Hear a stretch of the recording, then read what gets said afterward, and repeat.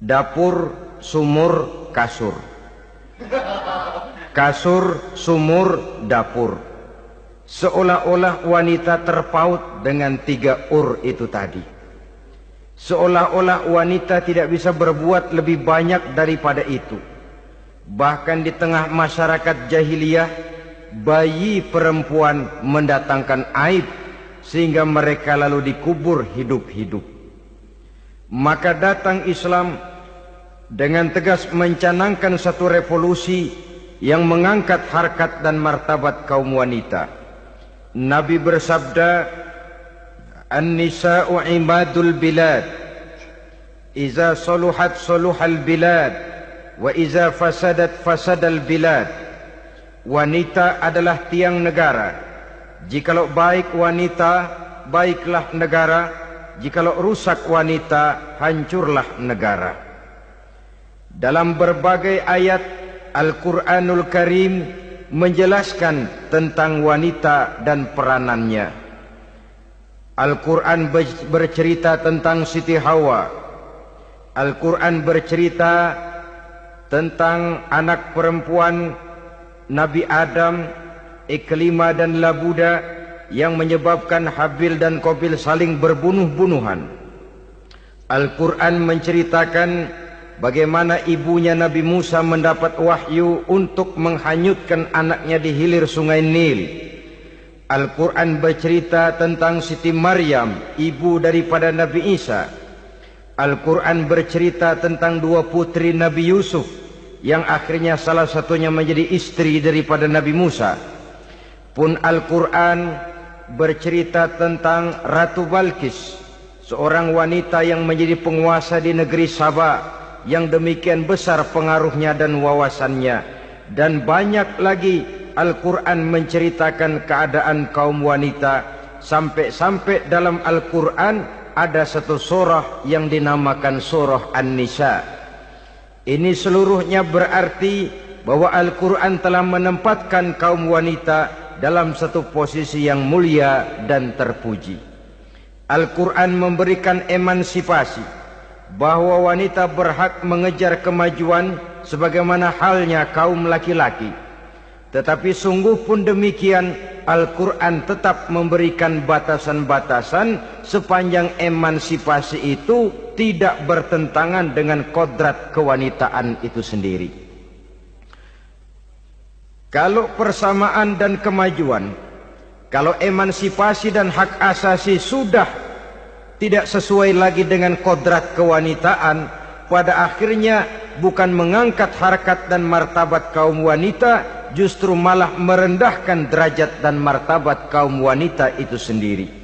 Seperti sebagian besar wanita ini, mereka berteriak menuntut tentang persamaan hak, tapi mereka melupa apa batasan daripada persamaan hak itu sendiri.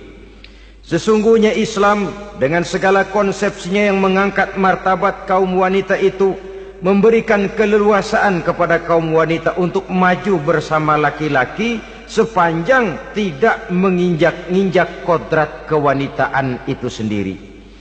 Kalau sudah sampai kepada menginjak kodrat kewanitaan, maka akan merendahkan martabat kaum wanita. Sebab apa?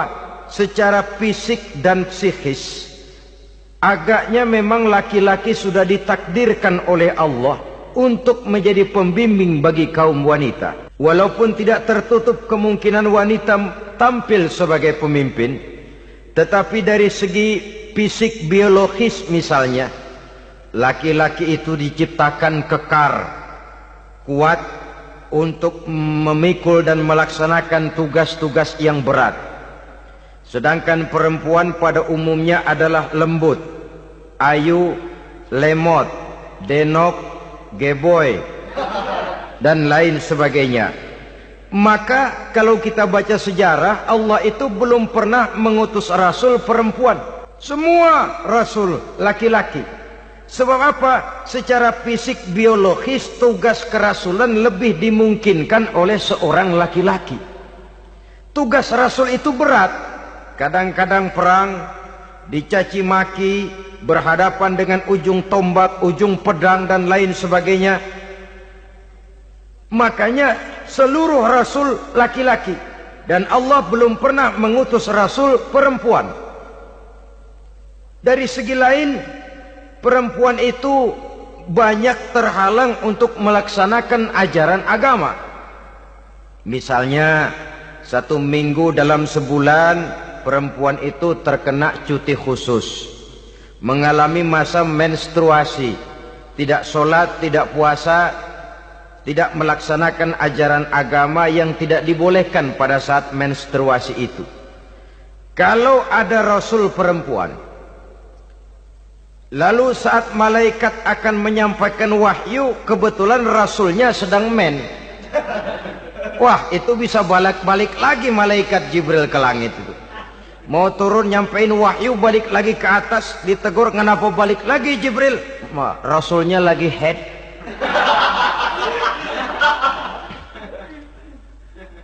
Atau pada saat agama dalam bahaya, agama dalam hinaan, agama dalam ancaman, rasulnya perempuan kebetulan sedang hamil besar. Apa lalu perang ditunda? Pengumuman perang ditunda saja sampai rasul melahirkan. Tentu lebih tidak mungkin lagi. Secara fisik biologis, laki-laki lebih memungkinkan untuk melaksanakan tugas kerasulan ini. Maka seluruh rasul yang diutus Allah adalah laki-laki. Saudara hadirin yang saya muliakan, sungguh pun demikian, Islam itu mengangkat martabat wanita sedemikian tinggi sebagai tiang negara yang menentukan jatuh dan bangunnya negara, yang ikut mewarnai bahkan menjadi warnanya suatu negara. Walaupun peranannya memang tidak begitu kelihatan, tapi sesungguhnya amat sangat menentukan. Oleh karenanya, secara umum, emansipasi yang digariskan oleh Islam, emansipasi yang tidak bertentangan dengan kodrat kewanitaan di berbagai aspek kehidupan. Kalau sekarang emansipasi ini kelihatannya sudah salah pasang, salah kaprah. Bahkan belum lama kita menyaksikan bagaimana ada binaragawati. Di zaman sekarang perempuan sudah mulai angkat besi. Saya mulai mikir kalau perempuan sudah pada angkat besi, ini sudah tanda suaminya udah dekat dibanting-bantingin ini. Tahun-tahun mendatang mungkin akan menyusul perempuan mulai narik becak.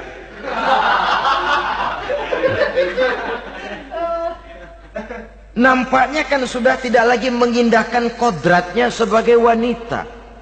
Ada olahraga yang hanya pantas dikerjakan oleh laki-laki. Oleh karena itu pada kesempatan ini kita akan mencoba melihat peranan wanita dari berbagai dimensinya. Yang pertama, peranan wanita sebagai istri. Adalah Rasul memilih istri pertamanya Sayyidatuna Khadijah radhiyallahu anha. Kalau pilihan utama beliau pertama kali nikah dengan Siti Khadijah, jelas itu pilihannya bukan karena kecantikan. Kenapa? Beliau nikahi Siti Khadijah dalam usia 40 tahun Khadijah dan 25 tahun Rasul. Statusnya janda pula. Kalau beliau seorang pemburu kembang, pemburu bunga, kenapa mesti nikah dengan janda berumur 40 tahun? Sedangkan beliau waktu itu masih berumur 25 tahun. Apa sasaran utamanya? Bisa kita lihat nanti. Setelah beliau diangkat menjadi Rasul, ternyata Khadijah lebih daripada seorang istri. Beliau masuk ke dalam staf Nabi. Orang lain beliau belum beriman, beliau malah beriman lebih dahulu sebagai perempuan pertama yang masuk Islam. Orang lain memusuhi Nabi, beliau malah mengorbankan hartanya untuk membantu perjuangan Nabi.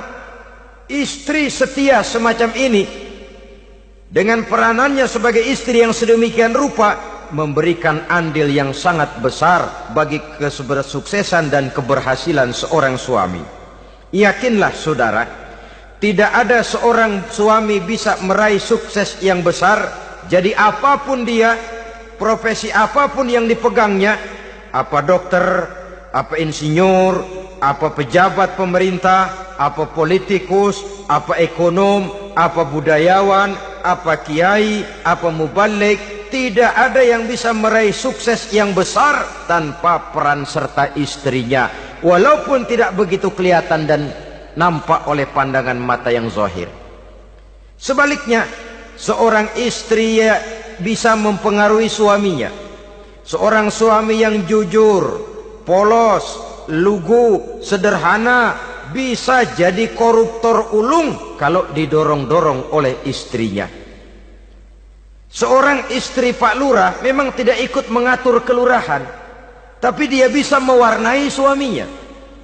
Seorang istri gubernur memang tidak ikut mengatur provinsi, tapi dia bisa mewarnai suaminya. Sepanjang warnanya positif, tentu sangat baik dan sangat diharapkan. Tetapi kalau warnanya negatif, kiamatlah akibatnya umat ini. Oleh sebab itu, peran pertama dari kaum wanita sesungguhnya adalah sebagai istri yang mendampingi suami untuk mengolah dan melaksanakan tugas-tugas besar. Dari seorang yang paling kecil sampai kepada seorang yang punya jabatan paling tinggi sekalipun, pengaruh dan peranan istri memang sangat menentukan. Saudara hadirin kaum muslimin rahimakumullah. Itulah sebabnya Nabi menikah dengan Siti Khadijah. Dan lebih dari itu, sebelum menikah dengan Nabi, Siti Khadijah itu sudah terkenal sebagai pengusaha wanita, business girl kalau bahasa sekarang ini.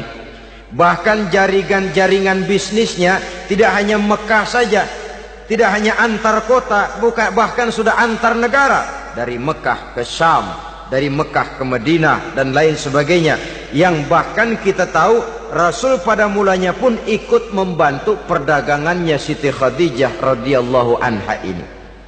Jadi kalau bercermin dari karier Siti Khadijah, boleh saja wanita bergerak di bidang bisnis, asal memang profesi, bukan karena dengan senjata dan modal kecantikan lalu membujuk dan meraih orang sampai telak sehingga bisnisnya berjalan lancar dengan jalan menjual kecantikannya. Tidak, bergerak di bidang bisnis yang memang profesinya di situ.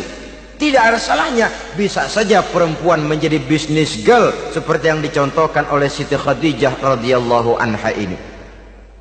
Sebab itu, kontes-kontesan yang hanya bertitik kepada rupa yang ayu saja, rupa yang cantik saja, sesungguhnya bukan hanya tidak bermanfaat, tapi saya pikir juga sangat tidak mendidik.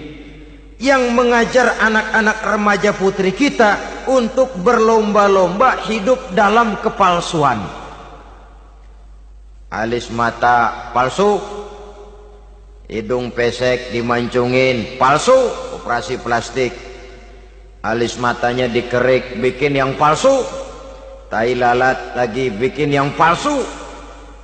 Gincu bibir dimerahin, palsu. Seluruhnya hidup dalam kepalsuan. Akan lebih baik kalau kita ini misalnya mengadakan kontes yang menitik beratkan kepada ketinggian IQ, kecerdasan, kemampuan, skill, keahlian dan kemampuan. Tidak hanya dititik beratkan kepada rupa yang ayu dan cantik semata-mata.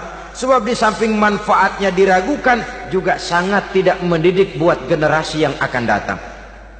Terutama ibu-ibu, peran utama wanita sesungguhnya adalah sebagai istri mendampingi suami dalam melaksanakan tugas-tugas besar.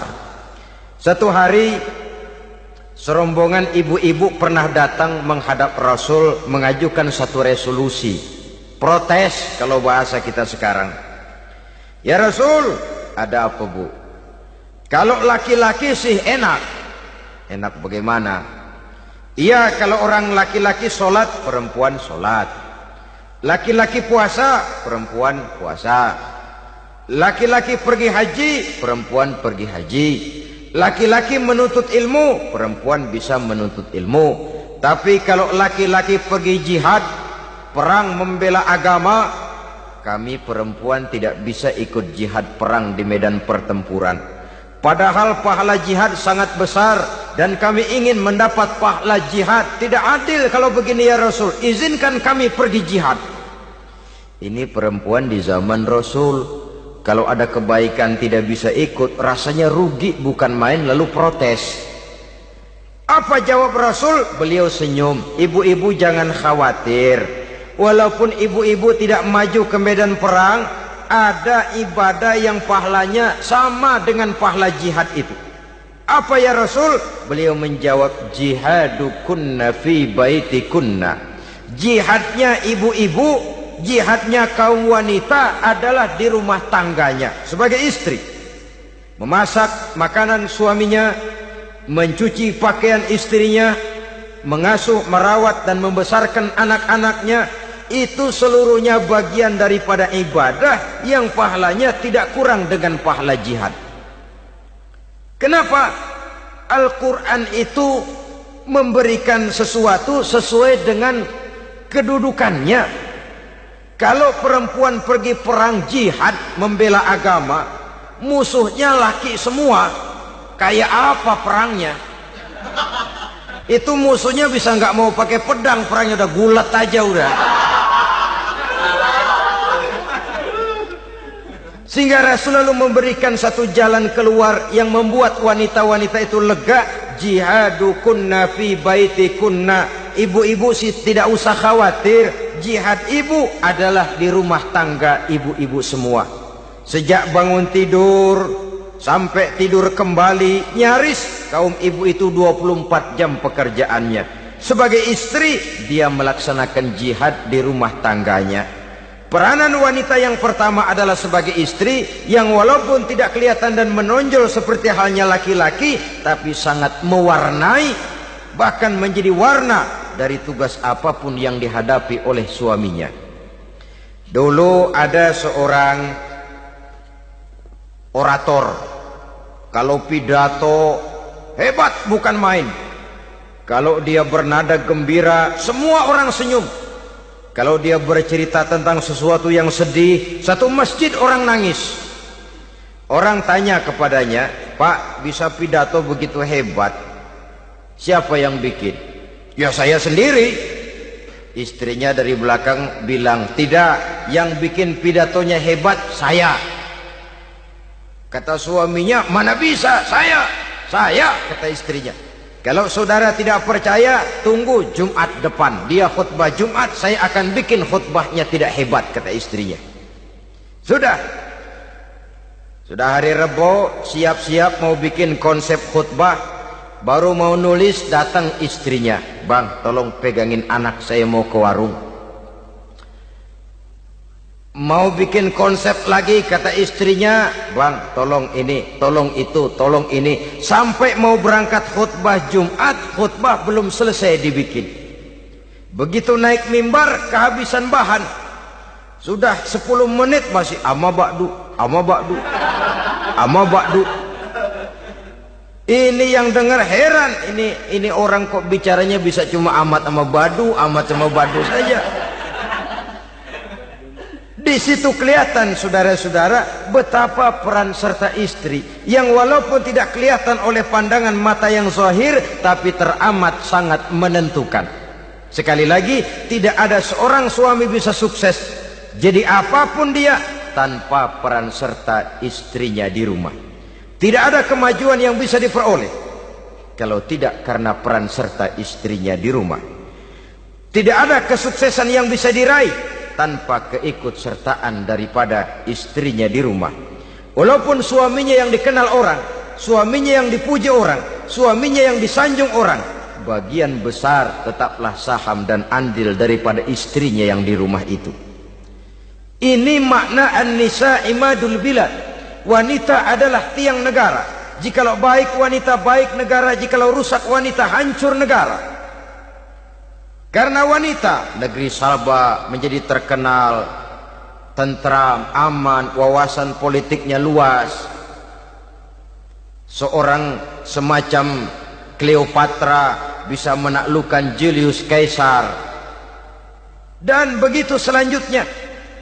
Banyak cerita-cerita betapa wanita yang berperan di belakang layar ini bahkan bisa menggoyangkan negara.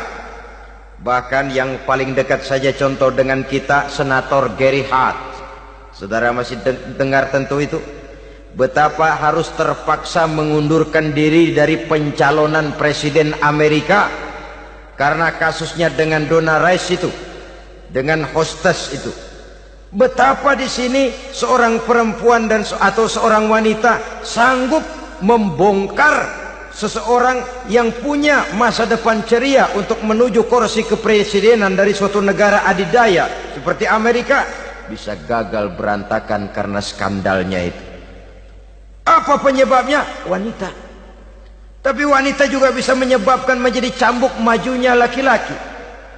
Wanita juga bisa menghancurkan dan mengubur laki-laki. Saudara hadirin yang saya muliakan, ia memang kelihatannya makhluk yang lemah, tapi di balik kelemahannya itu sesungguhnya dia bisa menelan laki-laki yang bagaimanapun besarnya. Saudara-saudara kaum muslimin rahimakumullah, terutama ibu-ibu yang saya hormati, jadi peranan yang pertama wanita sebagai seorang istri.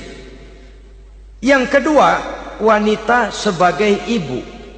Ini juga sangat besar pengaruhnya dalam membentuk generasi masa yang akan datang. Bapak, oleh karena kesibukan tugasnya, tentu lebih banyak di luar rumah. Yang nyaris 24 jam di rumah itu ibu. Bagaimana dia merawat anaknya, bagaimana dia menaruh perhatian terhadap anaknya, bagaimana ia melimpahkan kasih sayang kepada anak-anaknya, akan membentuk kepribadian anak dan artinya membentuk generasi yang akan datang. Kalau seorang ibu sudah cuek-cuek saja kepada anaknya, padahal Quran mengatakan al-jannatu tahta aqdamil ummahat, surga di bawah telapak kaki ibu. Hadis ini bisa kita artikan macam-macam. Pertama, anak tidak akan mendapat kebahagiaan tanpa ridho daripada ibunya. Kedua, ibu adalah wanita agung yang harus ditaati. Ketiga, neraka atau surga anak bergantung kepada ibu, bagaimana dia mewarnai anak. Kalau ibunya cuek-cuek saja sama anaknya, dan sering jadi contoh klasik, kalau anak ayamnya beduk maghrib belum pulang, satu RT dicariin, hansip diundang, kalau perlu dan ramil dilaporin. Tapi kalau anak gadisnya jam 12 tengah malam belum pulang, ibu tenang saja Pak. Tidak tergerak dan tidak tertarik hatinya. Ya tentu tidak semua. Kalau sudah begitu, bukankah hakikatnya ibu sudah menciptakan neraka buat anaknya sendiri? Khalil Gibran dalam satu tamsil yang indah pernah mengatakan, kalau kita diberikan sebutir mutiara, sebutir intan, dan intan itu sebutirnya sebesar telur ayam, benda yang sangat langka dan berharga, tentu kita sayang intan atau mutiara itu. Kita jaga baik-baik, kita simpan dalam kotak, kotaknya kita kunci, kotak itu kita simpan di dalam lemari, lemarinya kita kunci lagi, lemarinya ada di dalam kamar, kamarnya pakai pintu, pintunya kita kunci lagi, kamar itu ada dalam rumah, rumahnya pakai pintu, dikunci lagi, kemudian rumahnya pakai pintu gerbang besar, gerbangnya juga digembok lagi. Untuk menjaga intan itu jangan sampai hilang, begitu usaha kita berlapis-lapis. Dan intan itu sudah diberikan kepada kita, kata Khalil Gibran. Apa dia? Anak-anak yang diamanahkan Allah kepada kita. Itu intan-intan mahal, itu mutiara-mutiara pilihan yang dititipkan dan diamanahkan untuk kita jaga sebaik-baiknya. Haruskah dia sia-sia di tangan kita? Haruskah dia merana jatuh di tangan ibu yang tidak punya tanggung jawab? Saudara hadirin yang saya muliakan, oleh karenanya peranan sebagai ibu ini sangat menentukan bagi pembentukan generasi yang akan datang. Salah ibu mengarahkan anak, akan lahir generasi mendatang yang tidak kita harapkan. Sehingga Nabi bersabda, kullu mauludin yuladu 'alal fitrah fa abawayhi yuhawwidanihi aw yunassiranihi aw yumajjisanihi. Setiap bayi dilahirkan dalam keadaan suci, setiap bayi dilahirkan dalam keadaan bersih, tidak punya dosa. Islam tidak mengenal dosa warisan.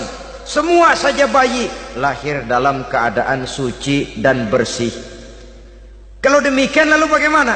Kata Nabi, ibu bapaknya lah yang kelak akan menjadikan anak itu sebagai Yahudi, yang kelak menjadikan itu anak itu sebagai Nasrani, atau menjadikan anak itu sebagai Majusi.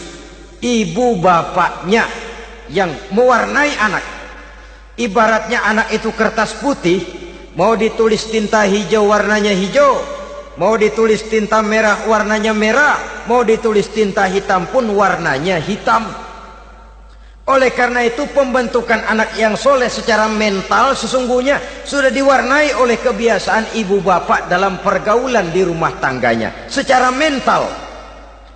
Sehingga dengan demikian saudara-saudara, salah kaprah ibu dalam mengarahkan anak-anaknya akan melahirkan generasi penerus yang sungguh-sungguh tidak kita harapkan, dan pada gilirannya akan membahayakan perkembangan bangsa dan negara, membahayakan kita sebagai suatu umat.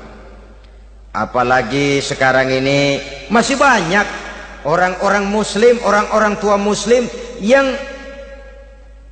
kadang-kadang menyekolahkan anaknya di sekolah yang membahayakan akidahnya, mematikan imannya, menghancurkan tauhidnya.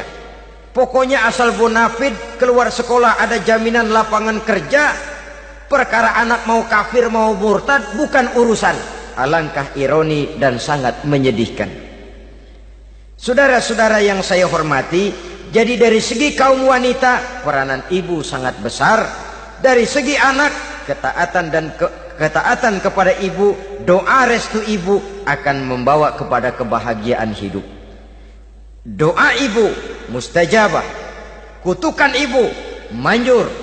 Beberapa hikayat dan riwayat menjadi contoh dan tamsil buat kita betapa tidak ada satu kebahagiaan di dunia ini yang bisa ditegakkan tanpa doa restu daripada ibu.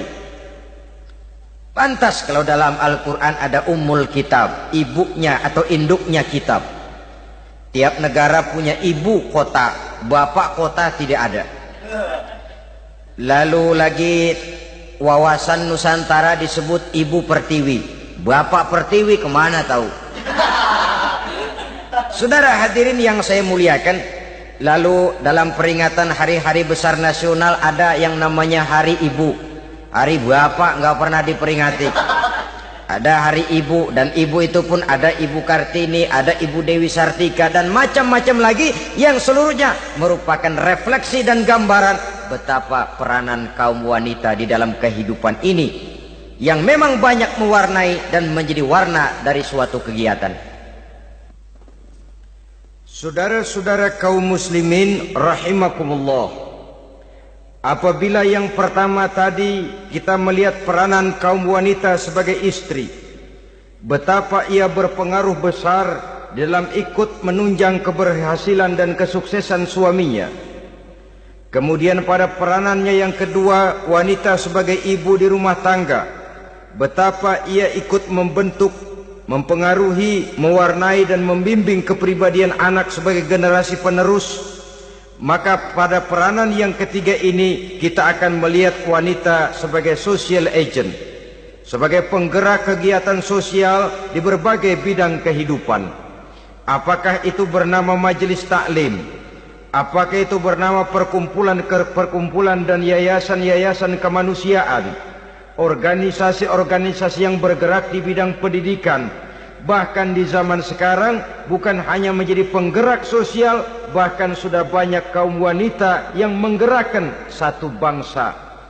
Dunia mengenal Margaret Thatcher, dunia mengenal Indira Gandhi, dunia mengenal Bandara Naike, dunia mengenal Corazon Aquino, dunia mengenal Golda Meir dulu itu dari Israel.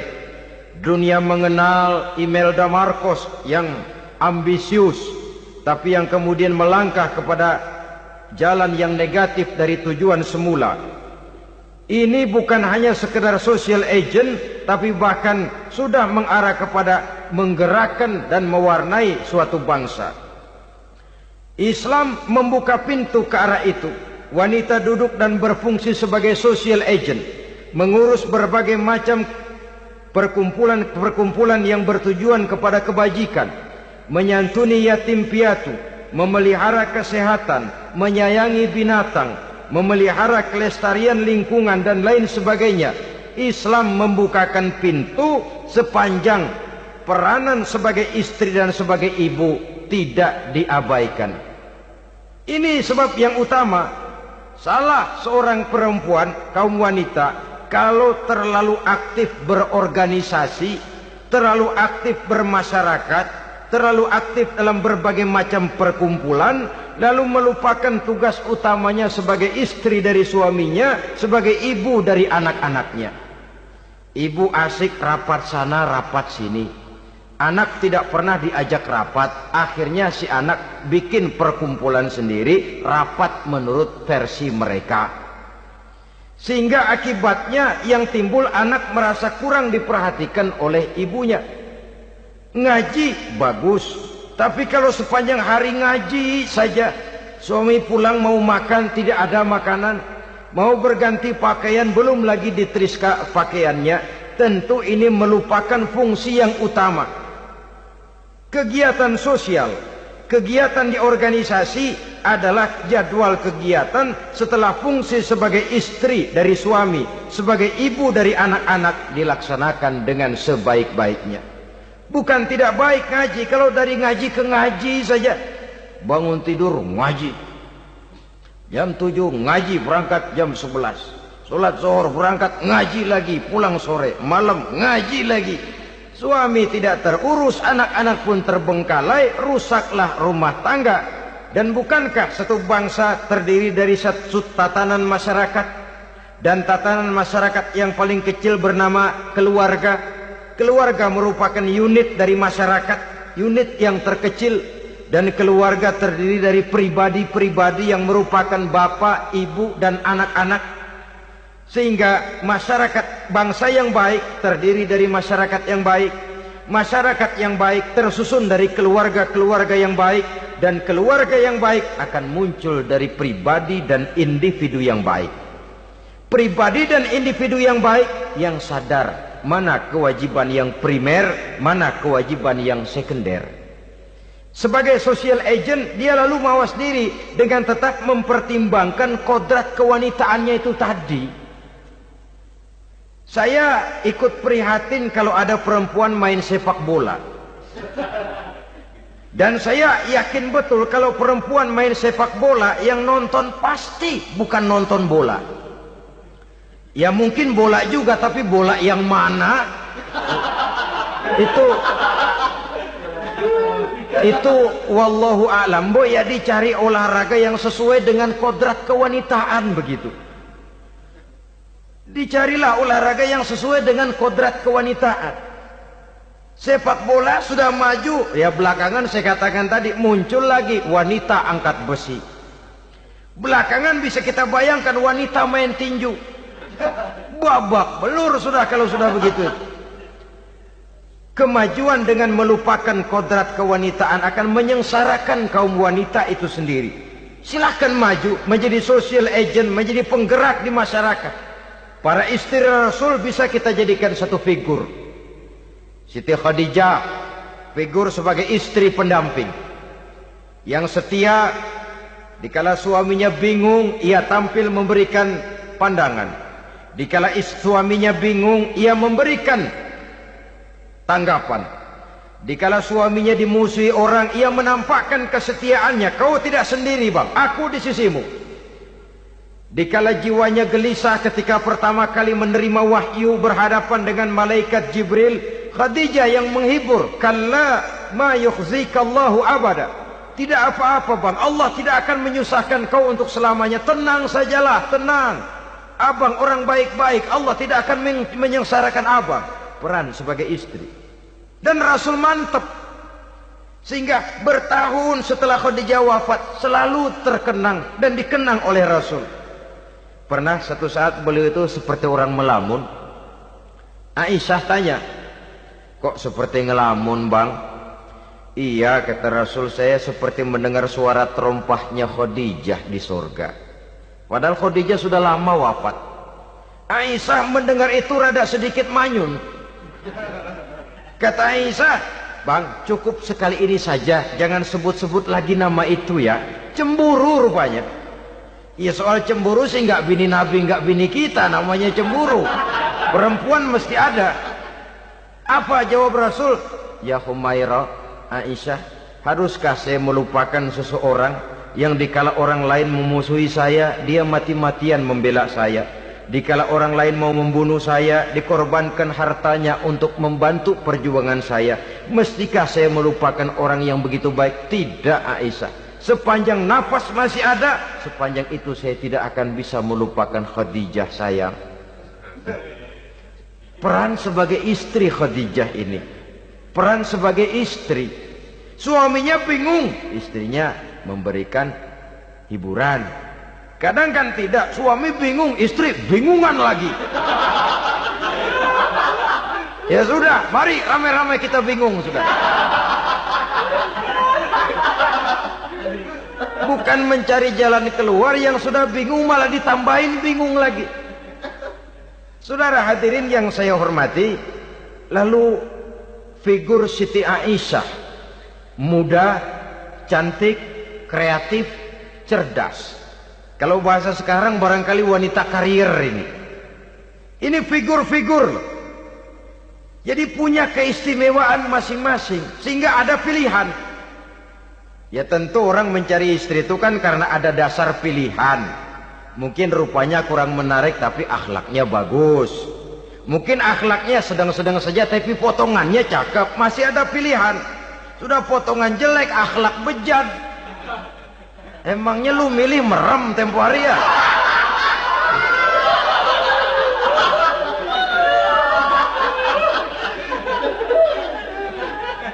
Sudah nggak ada pilihan apa-apa. Lalu ada istri yang punya keistimewaan karena sifatnya yang sabar. Ada yang wataknya itu pemurah. Ada yang sifatnya itu belas kasih. Pendeknya dari istri-istri Rasul kita bisa menemukan figur-figur wanita teladan. Sehingga keliru kalau kaum orientalis barat mengatakan Rasulullah itu katanya sesungguhnya adalah seorang seks maniak. Istrinya banyak. Oh ini memang bajingan ini orientalis ini. Kalau Rasulullah itu seorang seks maniak, tentu yang dinikahinya itu pertama jelas gadis semua, yang kedua tentu cantik-cantik semua. Dari istri-istri beliau yang dikawininya dalam keadaan gadis cuma Siti Aisyah. Selebihnya janda. Apa pertimbangannya? Menyantuni yatim-yatimnya, mengayomi janda-janda yang ditinggal suaminya gugur di medan perang, untuk memperkuat keimanannya. Itu pilihan utama Rasul. Kita sekarang ini ya ngakunya seikut sunnah Rasul, cuma sunnahnya urusan kawin melulu. Ada duit sedikit, kawin maning, kawin maning. Ditanya orang kenapa kawin melulu, sih mas sunnah Rasul. Bukan main. Kalau sudah urusan kawin pahlawan betul sunnah Rasul. Padahal kawin lagi dalam Islam itu sungguh pun boleh, tapi tidak diperintah. Tidak diperintah, memang cuma boleh. Itu kalau dalam pesawat itu cuma semacam emergency exit lah ya. Yang tidak boleh sembarang waktu bisa dibuka. Kalau memang sanggup berlaku adil, tafadhol. Kalau tidak, satu juga nggak habis. Lagian saya kira perempuan itu kan cuma perbedaan rupa saja, perbedaan selera saja. Seperti singkong dengan sate, bedanya kan cuma di tenggorokan. Kalau sudah masuk ke perut, kenyangnya kan sama. Perempuan cuma berbeda dalam selera, rasanya barangkali ya, barangkali.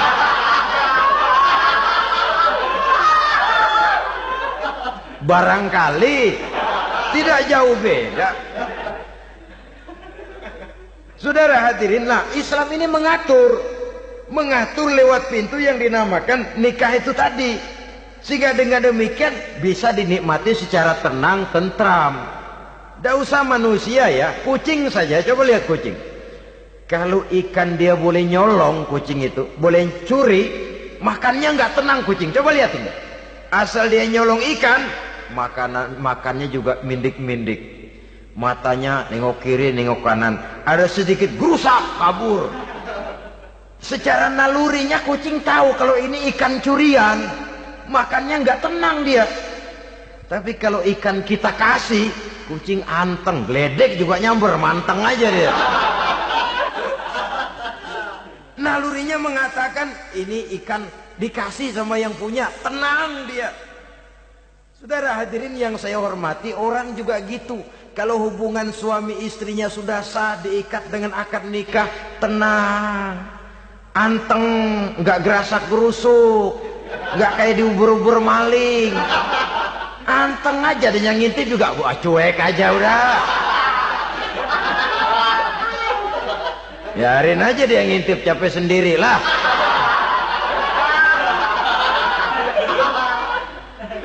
Tapi kalau nyuri-nyuri, coba lihat dah.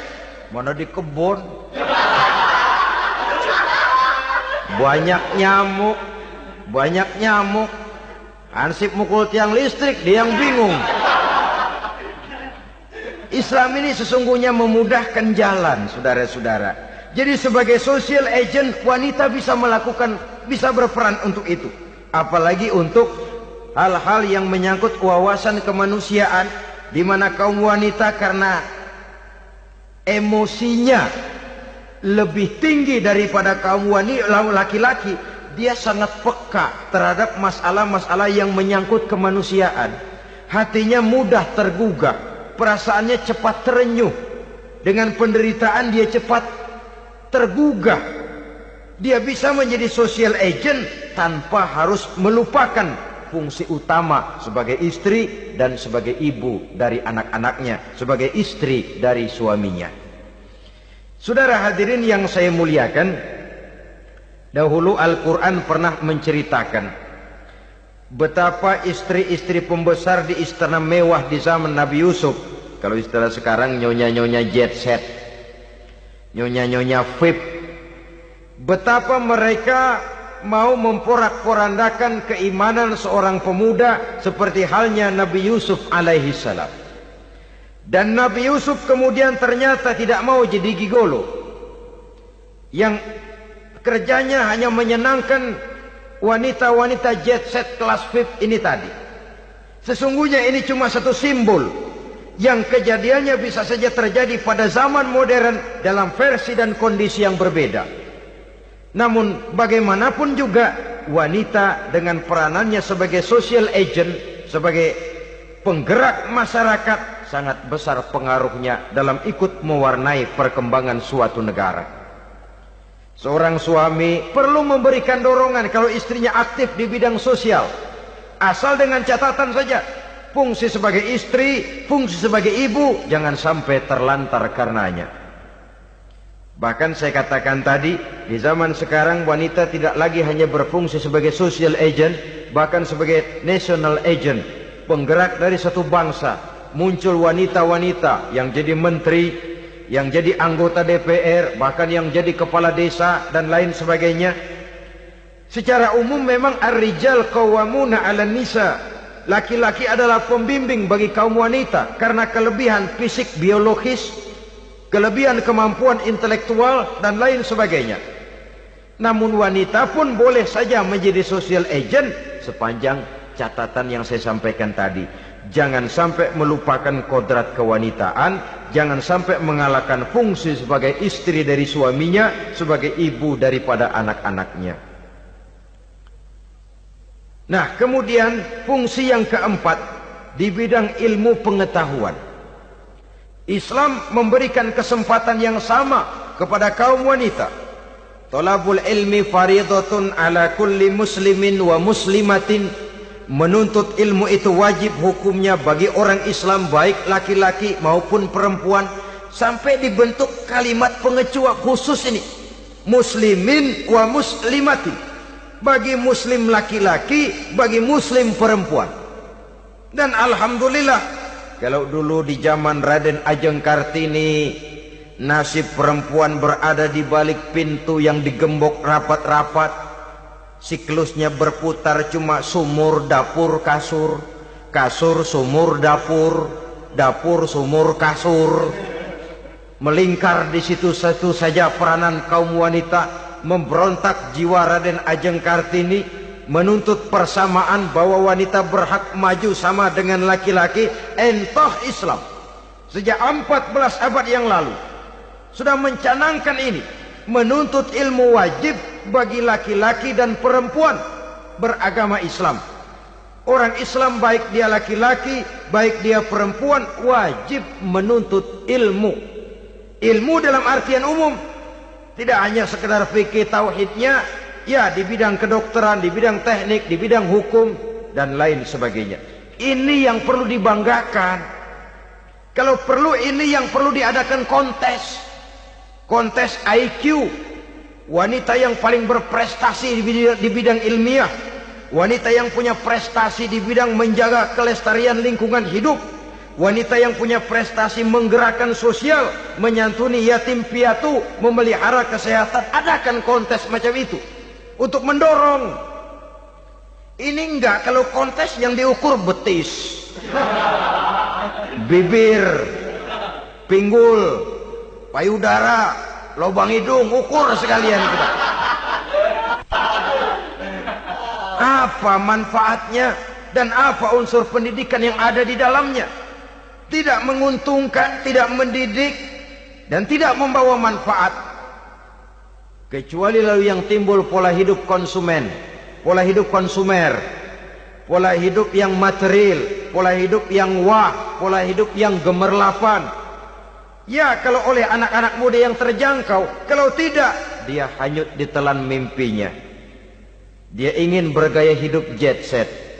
Sementara dia dihadapkan oleh kenyataan bahwa dia tinggal di kampung, ibu bapaknya orang kampung, dan lain sebagainya. Jiwanya berontak, terjadilah kegalauan, terjadilah kerancuan, terjadilah komplikasi, perang di batin antara keinginannya dengan lingkungan nyata yang dihadapinya. Dan kalau sudah ada gejala semacam itu, penyakit-penyakit kejiwaan akan mudah muncul. Ini gejala terutama buat orang-orang yang tinggal di daerah transisi. Kota besar bukan, kampung banget juga enggak. Daerah cekak. Akibatnya gayanya ya sering gaya enggak karu-karuan. Gaya kepalang tanggung jadinya. Saudara hadirin yang saya muliakan, akhirnya apa? Santri tapi lagunya kayak koboi. Koboi tapi sesungguhnya santri. Saudara hadirin yang saya hormati, dengan demikian maka di bidang ilmu pengetahuan wanita mempunyai peranan yang sangat besar. Dia bisa tampil dengan karya-karya ilmiahnya yang membawa manfaat bagi perkembangan agama, bangsa dan negaranya. Majulah kaum wanita dengan ilmu pengetahuan, tuntutlah ilmu seluas-luasnya. Kita hidup di satu negara yang merdeka, kita beragama yang memberikan satu keyakinan bahwa menuntut ilmu merupakan kewajiban, bahwa peranan wanita tidak hanya di belakang dapur, lain sebagainya yang seluruhnya terpantul dari dinamika kehidupan kaum wanita. Saudara-saudara kaum muslimin rahimakumullah. Kemudian yang kelima, peranan wanita dalam bidang agama.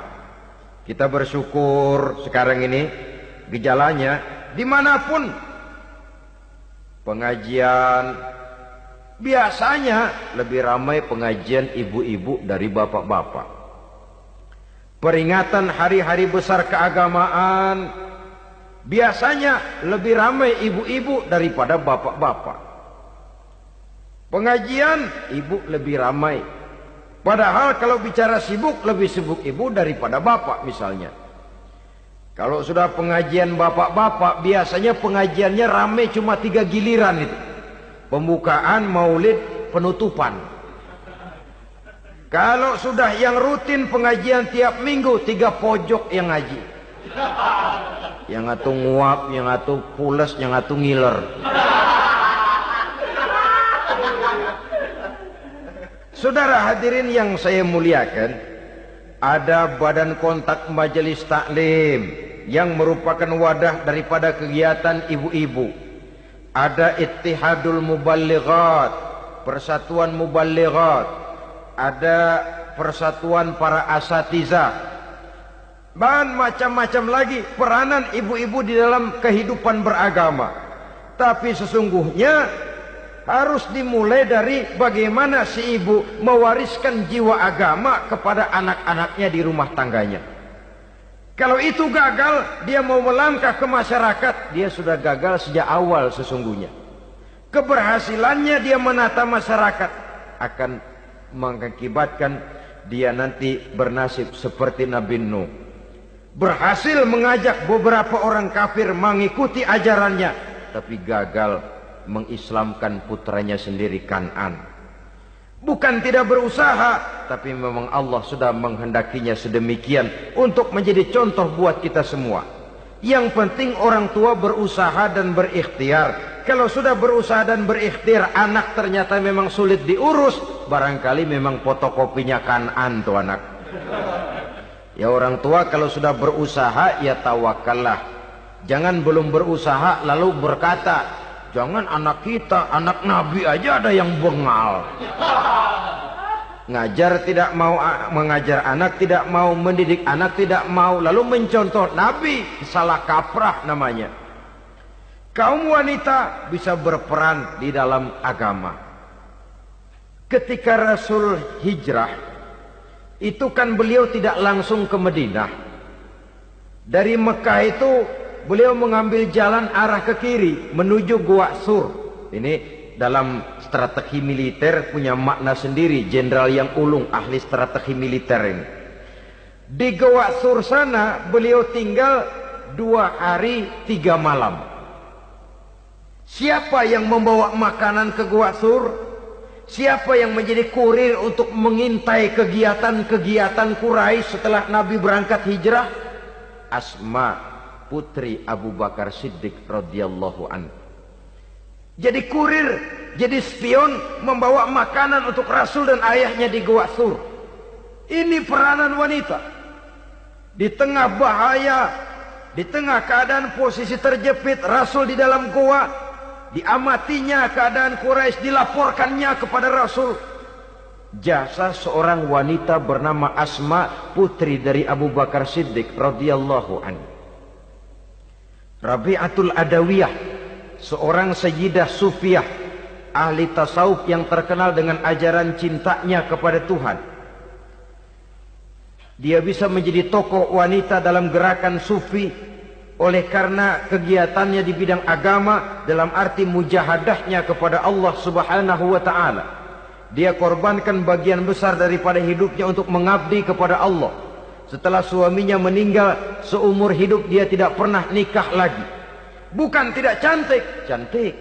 Bukan tidak ada yang mau, banyak yang meminang. Bahkan diantaranya termasuk Sufyan Tsauri, seorang tokoh juga, pernah mencoba meminang beliau. Kata Sufyan, Rabi'ah, bagaimana? Kamu kan janda? Iya. Lalu, saya kan duda. Jadi bagaimana? Daripada kita masing-masing sendiri-sendiri kan lebih baik kita join. Maksud kamu apa? Saya mau meminang kamu. Boleh? Tapi mas kawinnya saya minta engkau jawab 4 pertanyaan saya. Kalau bisa, diri saya seutuhnya saya berikan kepada kamu. Kalau tidak, tidak usah saja. In ajabtani fi 4 masail fa ana laka. Kalau engkau sanggup menjawab 4 pertanyaan saya, seluruh diri saya bulat-bulat saya serahkan kepada kamu. Yang pertama, Sufyan, semua orang kan bakalan mati. Iya. Ya soal mati sih sama, mati. Cuma hakikat mati kan lain-lain. Ada yang matinya itu husnul khatimah. Mati baik di akhirnya. Lagi ngaji, mati. Lagi baca Quran, mati. Lagi sholat, mati. Lagi dengar ceramah, mati. Lagi sodako, mati. Itu mati-mati yang su'ul khatimah. Ada yang mati itu mati yang husnul khatimah, maksud saya. Ada mati itu yang disebut su'ul khatimah, jelek di penghujungnya. Lagi nyekek botol, mampus. Lagi banting kartu, plak, plak, habis. Lagi makan riba, mati. Lagi zina, mati. Lagi nipu, mati. Kira-kira kalau saya nanti mati, su'ul khatimah apa husnul khatimah? Loh, saya nggak tahu, kamu mati saja belum. Tidak bisa kamu jawab, tidak bisa. Yang kedua, setelah mati kita masuk ke alam kubur. Di kubur kita akan dapat nikmat kubur atau azab kubur. Hari itu kira-kira saya dapat nikmat apa dapat azab? Saya tidak tahu. Di padang mahsyar setelah ditimbang kita dapat kitab di tangan kanan kalau baik, di tangan kiri atau dari belakang kalau jahat. Hari itu saya dapat kitab di tangan kiri apa tangan kanan? Saya nggak tahu. Yang keempat, orang akan lewat di atas sirat. Yang selamat sampai surga, yang celaka sampai ke neraka. Kira-kira saya yang selamat apa yang celaka? Wah, kata Sofyan, gua nggak tahu, udah butak dah lempangan itu deh. Kalau kau tidak tahu Sofyan, tidak bisa jawab 4 pertanyaan ini, maaf saja, lamaranmu saya tolak dan saya tidak akan nikah. Ini yang saya khawatir. Maka dia terkenal sebagai Sayyidah Sufiyah, tokoh wanita dalam dunia sufi. Dan artinya wanita bisa berperan banyak dalam bidang agama, sebagai pengasuh majelis taklim, sebagai pengasuh yatim piatu, sebagai gerakan-gerakan keagamaan yang positif dan lain sebagainya. Ini dimungkinkan karena Islam menunjang harkat dan martabat kaum wanita. Maka majulah kaum wanita Islam Indonesia dengan tetap menjaga kodrat kewanitaannya. Inilah yang kita sampaikan pada kesempatan ini. Terima kasih atas segala perhatian. Mohon maaf atas segala kekurangan. Wassalamualaikum warahmatullahi wabarakatuh.